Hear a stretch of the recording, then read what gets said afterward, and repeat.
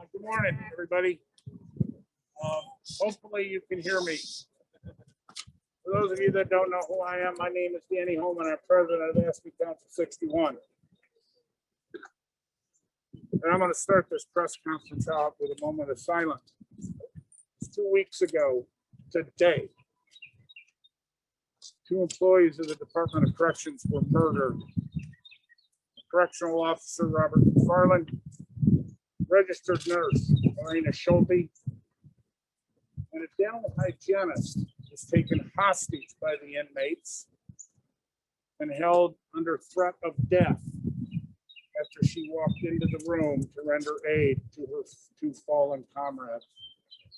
And also an inmate went into that same room to offer aid, and he was brutally beaten. So if we could just take a couple minutes to remember all 4 of those individuals, I appreciate it.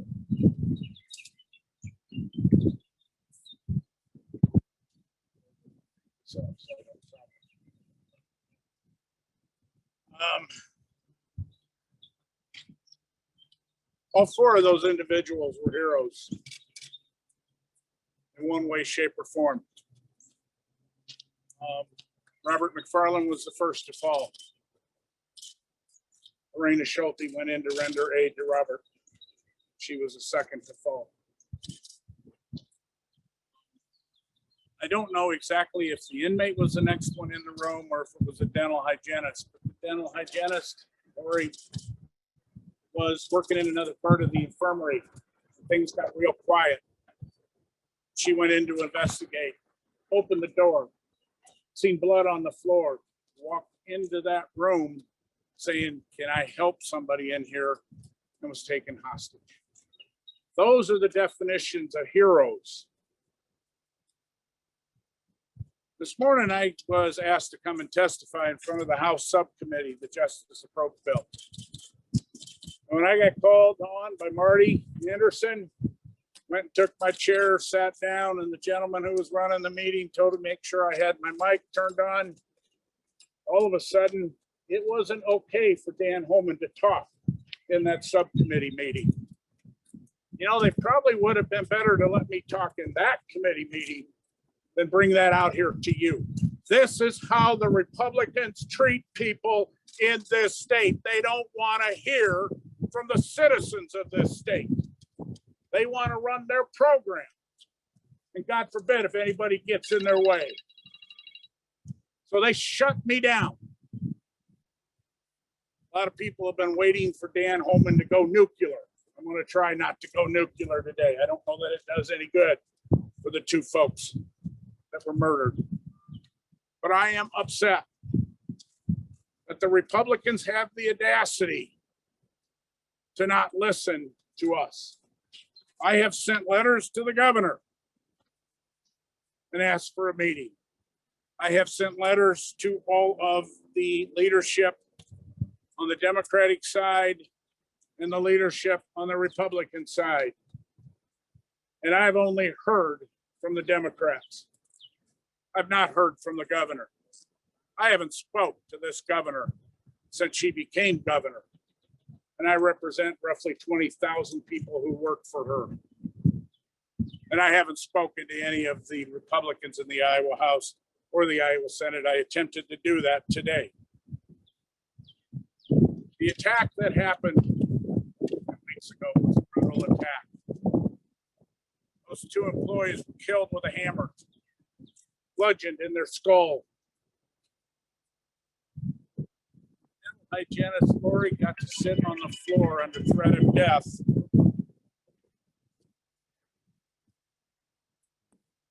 And got to listen to Marina die. Those attacks should have never happened. And many of the interviews I've given in the last 2 weeks, reporters have said, "Danny, you've been warning about this for 10 years. Yeah, I have. Many of you standing out here have heard me say this, that if staffing inside the Department of Corrections or the state in general does not get better, someone is going to die.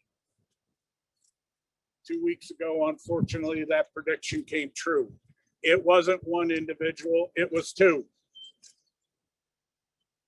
Sons lost their father.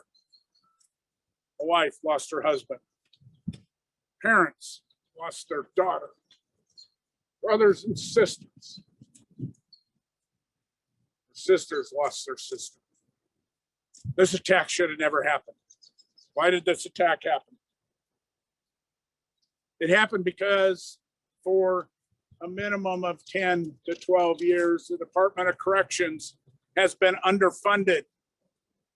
And in the wonderful bill that the Republicans in the House are running, they are again underfunding the Department of Corrections by at least $2 million. I heard Representative Wharton say that this morning in his explanation of this great bill.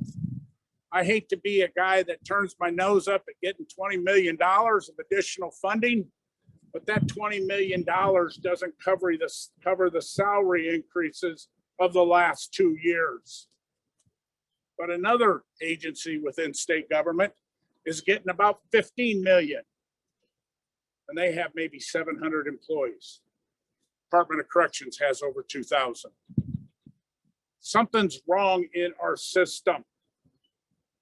So let me say this. I have been criticized by some of my own membership for the last 2 weeks for not saying what I believe caused this attack. Let me be real clear. I believe grossly inadequate staffing inside the Department of Corrections led to the death of Robert and Lorena. There's no ifs, ands, or buts about it.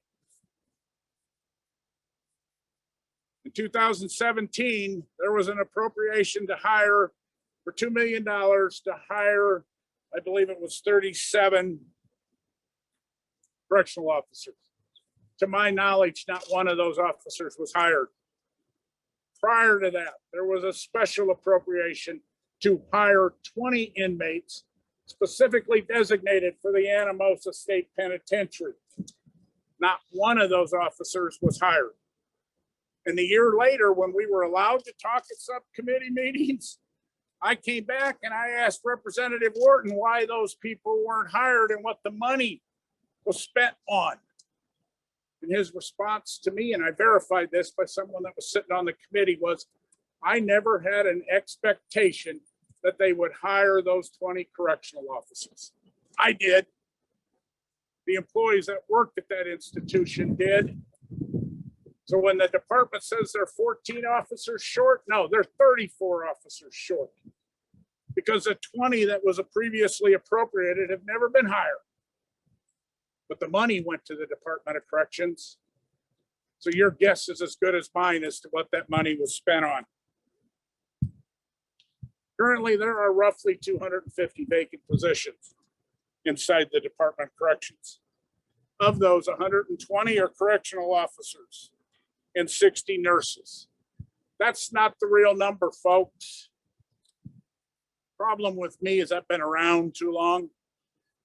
I remember when departments used to leave vacant positions on their TO for years and years and years and get them funded and then spend that money for something other than those people. So the legislature several years ago, I don't know, somebody out here in the crowd may be able to tell me, passed a rule that if a position stayed vacant for more than 1 year, that position was wiped off the TO. So the departments couldn't pad their budget request. In 2006, through a joint study commissioned by then Governor Vilsack, we determined, AFSCME and the Department of Corrections, through the National Corrections Institute, that this department was at least 600 correctional officers, just correctional officers, short of being able to run a facility safely. I don't believe it's gotten better since 2006. I believe it's gotten worse.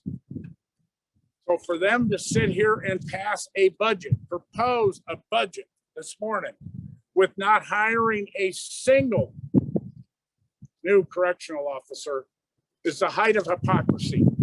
It tells me that the Republicans in the Iowa House don't really understand what happened 2 weeks ago. maybe they ought to read the DCI report, because those were two brutal deaths. So we're asking that the legislature fill every vacant position within the Department of Corrections. And that ain't going to be done with $220 million. It's going to take a little bit more than that. We also know that positions have been eliminated in community-based corrections, and within community-based corrections, they are at their highest level of people escaping facilities in the history of that department. Their positions need to be filled also. Second point I'm asking for is a repeal of the atrocious changes that were made to Chapter 20, to where this union can't even sit down at the bargaining table and talk to the employer about health and safety. I have tried and tried and tried for the last 4 years to get the state to sit down and talk to us about issues. They won't. Our contract is the same as it was in 2017. There's nothing in it but wages, pay grades, and paydays. We have not been able to sit down at the table and talk to the state, to the Department of Corrections, about what's going on. We want them to, the third point is, we want them to appropriate the funds to implement training program and to update equipment. Several years ago, John Baldwin, then I believe he was the director of corrections, closed the training academy at Mount Pleasant. Since that time, the level of training that has been provided to new employees is kindly described as inadequate. We need to reopen that training academy.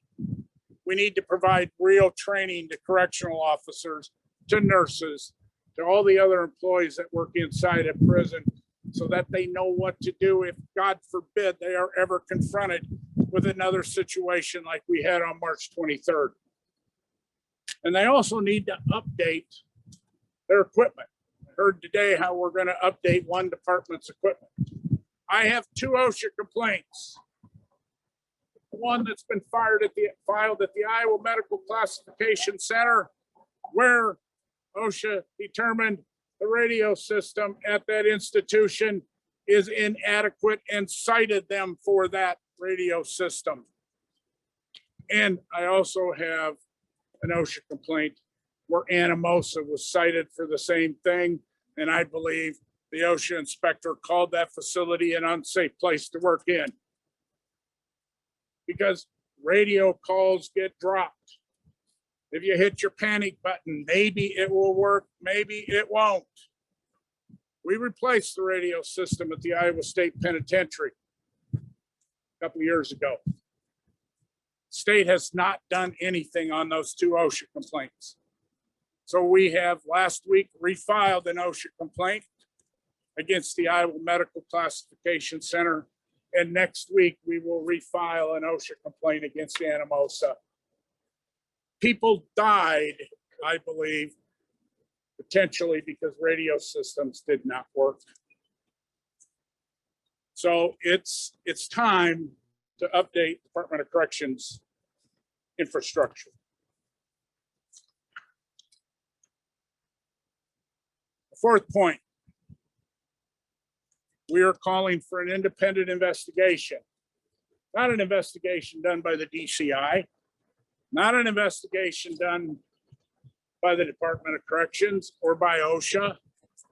I want an investigation done by an independent outside agency to come in and really take a look at what the hell happened at the Anamosa State Penitentiary. Get the real facts, not to get the sugar-coated facts that we'll get if Department of Corrections or DCI does it.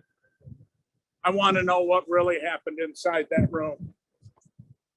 And the only way we're going to get that is through a independent investigation. I know the director has also joined me in that call from an email I got from her, but it needs to be funded. The people in this building need to provide the funding to do that. The National Corrections Institution can come in and investigate what happened here. Because if we don't find out what failed, it will happen again. And March 23rd was the worst day I ever had in a 33-year career working for this union. And my worst day I ever had as president of it. And it ain't got any better since March 23rd, folks. I'm still dealing with families that are grieving because their loved one didn't get to come home. Every employee of the Department of Corrections knows when they walk through that turnkey and go inside that prison, that there's a chance they may not come back out. That happened on March 23rd. And over the last 2 weeks, a lot of institutions have been sending other staff to Anamosa to provide relief for the employees at Anamosa. Let them get away and have someone else. 90% of those folks that I have gotten emails from have told me they will never, ever go back and work at Anamosa because the prison's not safe.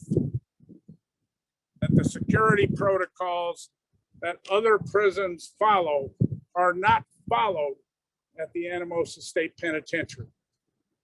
They call them, the Anamosa's policies are policies of convenience, not policies of security.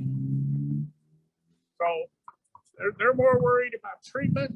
They're more worried about talking an inmate out of their cell with a can of pop and a candy bar than they are about going in there and doing what needs to be done.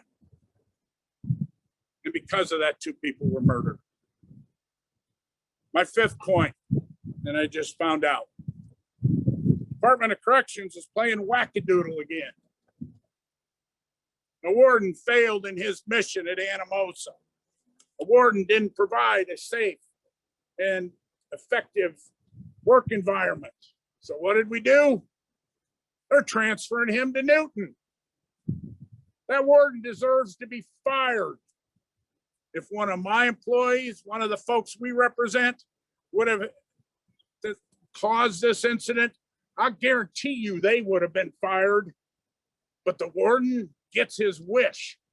He was reassigned from Newton to Anamosa, and he's been spending about 2 days a week at Anamosa, the rest of the time back up here. And now he's getting reassigned to Newton as the warden. We're playing wackadoodle. The warden deserves to be fired. The deputy warden deserves to be fired. And the security director deserves to be fired. And I am calling for their termination. And this should not be a surprise to the director of corrections, because I told her I was going to do it. If she didn't take appropriate action, I'm going to continue to ask for appropriate action. Those 3 individuals have violated the sacred trust that every correctional officer has, and that's having their buddies back. They didn't have anybody's back. It's their fault this happened. That and short staffing.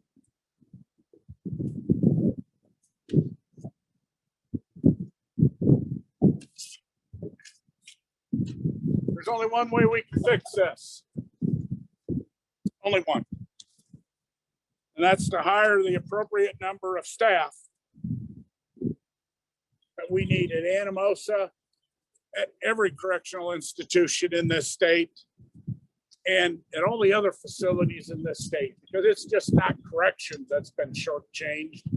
DHS, IVH, every institution in this state. The Republicans up there are pretty busy every day patting themselves on the back on how much money we have in this state. Okay, spend some of it so that correctional officers can go to work in the morning and expect to go home at night to their families. It's time. I've been talking about this for 4 years. talking about it a lot longer. I never wanted what happened on March 23rd to happen. But I pray, and I hope that something good may come out of that for the rest of the employees that are still working inside the Department of Corrections, so that they can go to work and be safe and not have to worry about being murdered on the job. Folks that go to work in corrections and in our DHS institutions at the Eye of the Veterans Home are heroes. A lot of heroes in this state. I believe I represent about 20,000 of them. They're heroes. They go to work every day. They provide services to the citizens of this state. And many times they're putting their own life in jeopardy by doing that. We need to treat them as heroes. We need to provide the funding that they deserve and need to do their job safely. And this union expects no less. Republicans, it's time to step up to the plate. It's time to fund your facilities in this state. It's time to make it so that people feel safe. I just want to make one last comment. When this incident happened, the governor put out a press release. And her press release went something like this.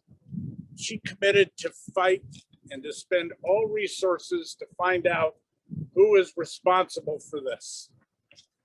Has anybody heard anything from her since March 23rd? I haven't. I don't think she's made a statement since March 23rd.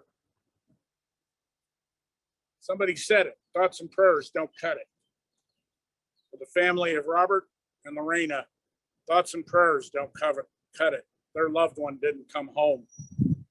Their loved one, Robert, wasn't able to be at his son's funeral or his son's birthday the day after his funeral. Correctional officers went over there, took that kid out and gave him the time of his life.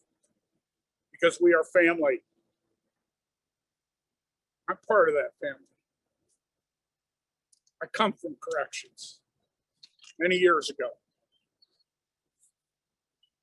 So it's time, Governor, it's time to sit down the table across from me and have a conversation. Instead of hiding from us. It's time, Representative Wharton, to sit down at the table and have a conversation with us instead of silencing us. For the members in the Senate, the leadership there, it's time to have the meeting with the union.